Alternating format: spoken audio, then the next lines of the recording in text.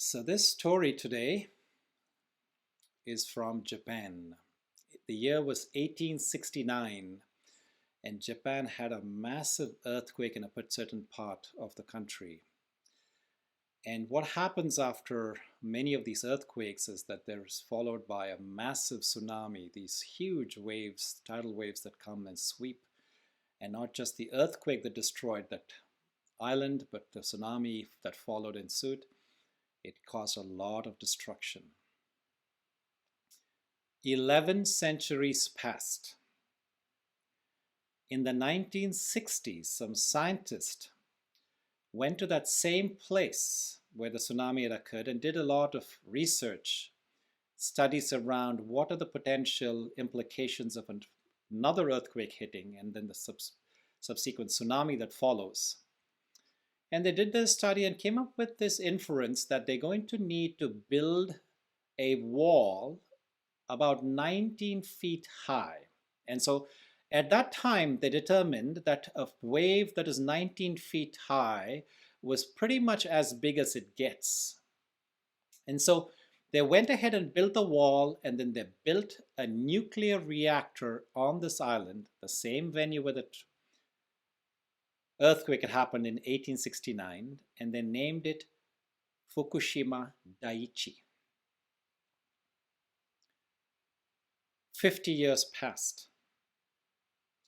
March 11th, 2011, a massive earthquake rattled that same place again. And as those scientists who had done the research had expected, a tsunami wave came and hit the wall.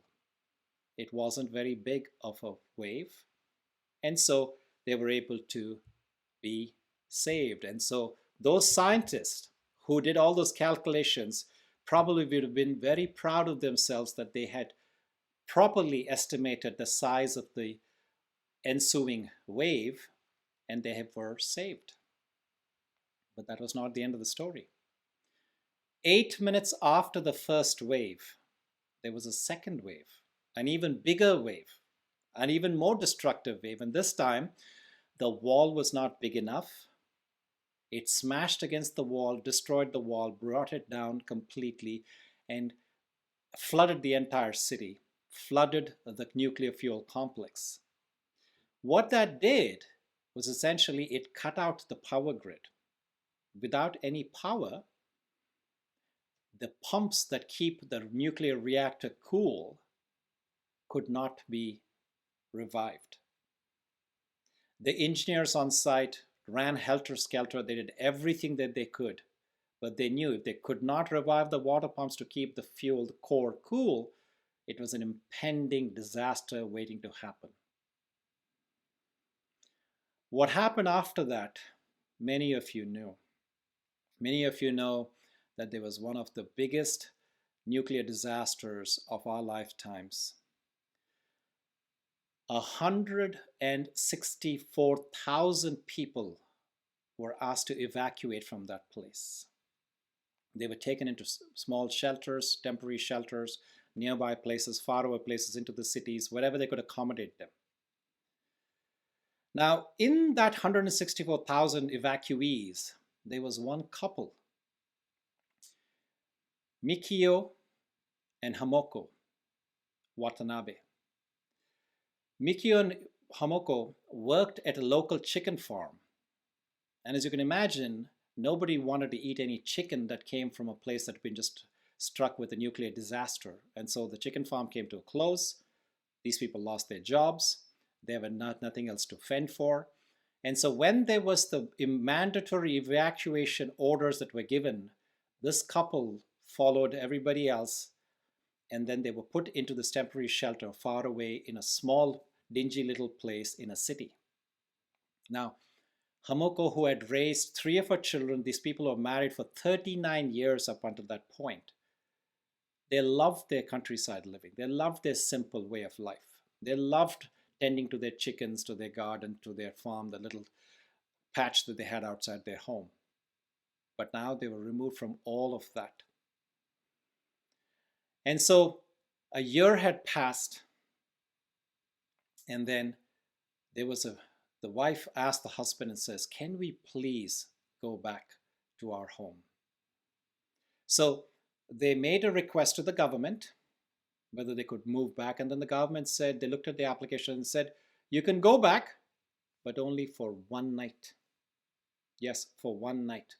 And so the couple happily came back to their farm. They looked at their land. The house is still intact. They decided to sleep the night there. The man went out and he saw that the grass in front of the house had gone up to the height of their man standing. And so he started to tend to cut the grass. The wife went in, just like in good old times. She started cooking, making dinner. They had a nice dinner together and they slept the night. They were so happy. The next morning, the man gets up again, goes back out to finish that unfinished cutting of the grass that he had left from the previous day. And then at a distance while he was working, he saw a little fire.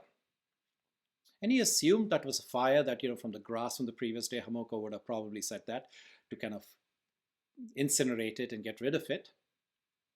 Only to find out later that his wife had doused herself in kerosene and set herself ablaze.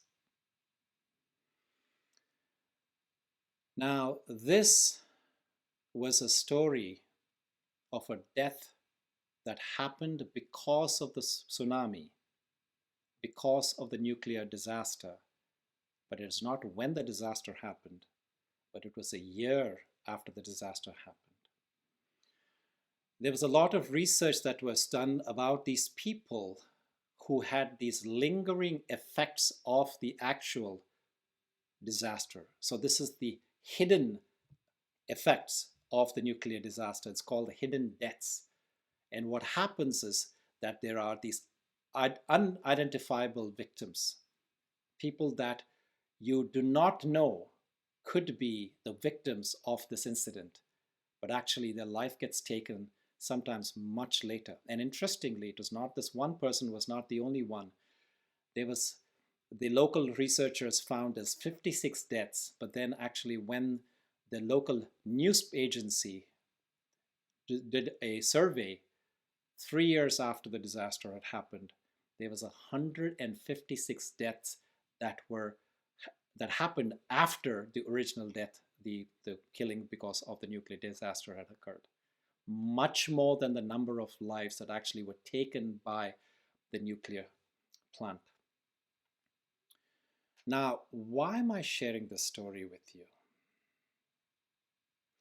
If you understand the effects of what happens when a disaster like this strikes, when people are displaced, when lives are turned upside down, there's a greater psychological effect of it that lingers on. And interestingly, the maximum number of deaths that happened because of these people who took their lives subsequently, the 156 people, were not in the year of the disaster, were not a year late after that. It was actually in 2013, so 2 years after the earthquake happened and the ensuing catastrophe in the Fukushima power plant, that there were these suicides.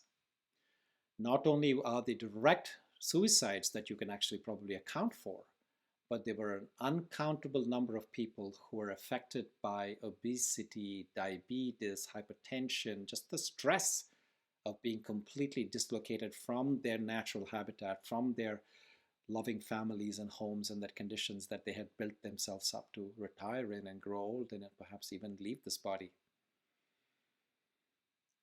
So folks, I tell you this story because we are living through one such disaster that we need to pay attention to. And I'm not trying to be alarmist here, but what I'm trying to point you to is the effects of this identifiable victim effect.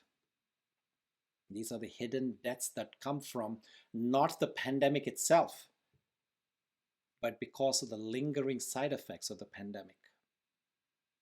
These could be people who are affected by a loss of a loved one, loss of job, loss of uncertainty, loss of being able to have normal relationships that we have, as a human race, have evolved through millennia to be that social creature. Yes, one day we're all going to get back. Pretty soon we're going to get back into the state of normalcy. And as we get back to the state of normalcy, I ask that you inspect yourself. Look at what are some of the side effects. And this requires a certain amount of introspection, the ability to reflect and see very objectively, is there any lingering aftermath, any stresses, any side effects that it may be important for us to catch, realize, and transform it. First is to become aware of it. Second is to realize what is the cause and the effect, and then the transformation. Now, many of you who are joining me here today obviously have an inclination towards somatic practices, meditation techniques, etc. You perhaps have some inkling of how to help yourself to create more mental clarity and give yourself these well-being tips and tricks and create a sense of resilience. But I tell you, it's not just for yourself that I'm here to talk about today. I'm here to tell you to keep an eye out for people around you, the loved ones, your relatives, your neighbors, etc. Can you spot any effects in them that are still lingering much after the pandemic is gone? Now, here's the interesting thing that happened in Fukushima. Now, why was this disaster where it took more lives 2 years after than actually at the incident when the disaster struck? It's very interesting psychology that when something like this happens, when a disaster happens, when there's something that there's a call to action, there's an attention, there's a focus, there's an alertness, and there is a movement. There is something that's kind of a response to the disaster that keeps us all busy and occupied. But what happens is after a point, that alertness, that attention, that busyness wanes, dies off.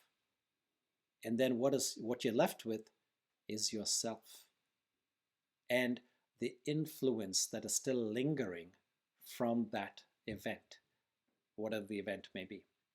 So particularly, I'm asking you to keep an eye out, both on yourself and on your loved ones, for a couple of years at least, as we're going past, as we're navigating, as we're just about coming to the other side. We're seeing the light at the end of the tunnel. But I want you to please be aware of this identifiable victim effect, where you can see when somebody his life has been greatly altered, what are some of the things that could have a long-term effect that could result in taking one's own life, which is a very, very unfortunate thing, which is something that there's a lot of resources out there. You can call a suicide helpline, you can call for counseling, you can get the resources either for yourself or this person that you feel that needs it. Plenty of resources. The most important thing is that the victim needs to identify, needs to recognize that they're going through this thing. So now I'm going to talk a little bit about the neuroscience, about coming out from this painting this morbid picture. I want to give you some tips on how you deal with, how do you train your brain? How do you prepare yourself to create that sense of resilience? Now, there's a very interesting thing. So if you think about the evolution of the human brain, you must have heard about this fight and flight response, the amygdala, the most primitive part of the brain, which is at the back of your head. It's called, also referred to sometimes as the brain stem. So it's the most primitive, most ancient, it's the most fundamental part of the brain. And that part of the brain is responsible for fight, flight, and freeze response. Because if you think about it, as we humans were coming out of the caves and into the cities and into the malls, we had to survive those disasters, attacks from wild animals, natural disasters, right? And so when certain things happened, it was imperative for generations to remember that so that they could survive, they could use the lessons learned from that time that disaster struck. So the brain had found a way to put it capture it in a way that it does not allow itself to lose the lessons from it. Now, as I said, we've moved away from the forest, we've come down from the trees, we've come out of the caves, and we've moved into the malls. into very comfortable societies, safe neighborhoods. But guess what? That part of the brain still exists within us. So it is imperative that we start working on the more advanced executive functions, executive centers of the brain. And this is the part of the brain that is able to do things like foresee, time travel. It's the sandbox of the brain that can imagine how scenarios can be played out even before they actually happen. Now, the interesting thing about the brain is when you imagine something in your mind versus actually seeing it with your physical eyes. You must have heard of the word, the mind's eye. When you see something play out in your mind's eye versus these two physical eyes, the brain cannot tell the difference. So if we are indeed hardwired to remember the bad incidents, for example, even just look at the last 1 week, think about the person that you live with, your partner, your relative, your roommate, whoever the situation may be. Think about 5 things that happened that went off very well, something that you were pleased with how it turned out. And then remember one thing that did not go so well. Something you're frustrated about, you were angry, you were upset, what have you. Notice when you go to sleep at night, which one of these 2 sets of incidents are you more likely to replay in your mind? Yes, you guessed it right. It's the negative. So that's just the way that the brain works. Like I said, evolutionary, it has been the mechanism with which we were protected. But now, if we want to indeed move away from that grim, that sad, that fear-based mindset into one of positivity, of courage, of happiness, of love, etc., then it is important for us to notice those moments when we're experiencing those positive emotions and allow that to sink in. Allow that to sit such that it has a place inside our brain. We've moved away from the short-term buffer into the long-term memory. If you've seen this movie Inside Out, it's a very beautiful animated film that came out by Pixar a few years ago, where they talk about that. Sleep, meditation, reflection, these are all exercises that help you to take those short-term memory buffer items and move that into long-term memory. So I'm going to give you a very simple 4-step exercise and how you can deepen the positive experience so you can have a naturally happy mindset versus that one of fear, anxiety, or of pain. Okay, so here's the 4 steps, and I'm going to use the acronym HEAL. First, have a good experience, right? So that's the seed for everything. If you want to embed a positive memory, you want to deepen that, the first step is obviously to have a positive experience, noticing it, right? Second is enrich it. Take a moment, take 10 seconds, 20 seconds, take an hour if you have the luxury to do so. Try to sit and soak into that experience. Talk about it. So have the experience, enrich it, absorb it, replay it in your mind. Let it be replayed just like you have, the negative things that naturally replay. Make a conscious effort to replay such that these memories absorb into your subconscious mind, your long-term memory. And that the last one, the 4th letter, HEAL, link. Associate this good experience that you've just had with the person who was responsible for with the place, with the people, with yourself even. Link it and with something that did not go so well with that person, place, or people. So for example, when somebody did something with this person, place, or people that there was a not so pleasant experience that had happened some time ago, you're giving yourself a chance to rewrite that part of your memory, that association with this person, place, or people. Okay? So that 4-step acronym, I repeat it again. H, let that happen. Have that good experience. E, enrich it. That means by allowing it to spend more time thinking about it, letting it linger on, and then absorb it by replaying it in your mind. And then the 4th L is to link it. Link that pleasant moment, whether it's happiness, joy, love, courage, whatever it is, with the people and the place, such that you have a net positive image of that person, place, or people.